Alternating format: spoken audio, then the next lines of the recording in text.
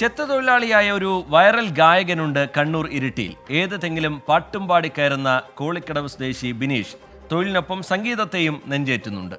ജോലിക്കിടയിൽ ബിനീഷ് പാടിയ പാട്ടുകളെല്ലാം ഇപ്പോൾ ഹിറ്റാണ്. ചന്ദ്രകളഭം ചാർത്തിയുറങ്ങും തീരം, ഇന്ദ്രധനുസിൻ തൂവൽ പൊഴിയും തീരം.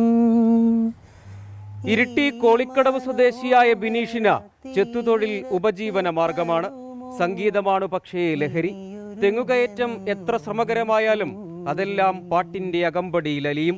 താനേ പൂവിട്ട മോഹം മൂകം വിതുമ്പും നേരം, പാടുന്നു സ്നേഹവീണയിൽ ഒരു സാന്ദ്ര സംഗമഗാനം.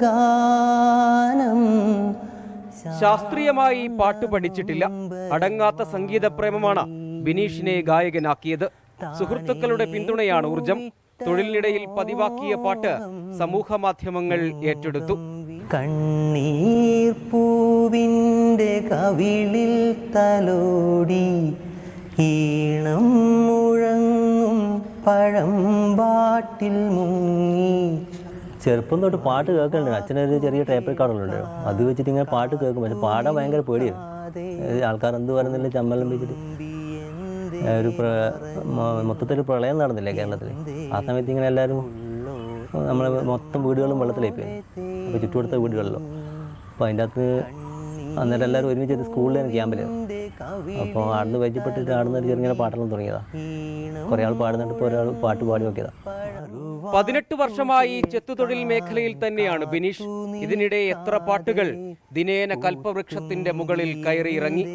അന്തിക്കടപ്പുറത്തോരോലക്കൂടെ എടുത്ത് നാലും കൂട്ടി മുറുക്കി നടക്കണതാരാണ്? ആരാണ്? ഞാനല്ല, പരുന്തല്ല, തിരകളല്ല. ജോലിക്കിടയ്ക്ക് നല്ല ആശ്വാസമാണ്. ഒന്നാമത് ആരുമില്ലാത്ത പറമ്പാണെങ്കിൽ നമുക്ക് സ്വതന്ത്രമായിട്ട് പാടാം. ഇവിടുന്ന് എല്ലാം ആരും കേൾക്കില്ല. തെങ്ങൊന്ന് നല്ലോണം പാട്ട് പാടണം. നല്ല മഴയത്തെ പിന്നെ ആരും കേൾക്കൂല. അപ്പം പാട്ടങ്ങ് വെച്ച് പിടിപ്പിക്കും. സംഗീത സബര്യ അഭംഗുരം തുടരണം. സാധ്യമായ വേദികളിൽ എത്തണം. വലിയ സ്വപ്നം എന്താണെന്ന ചോദ്യത്തിന് ഇതാണ് ബിനീഷിന്റെ മറുപടി.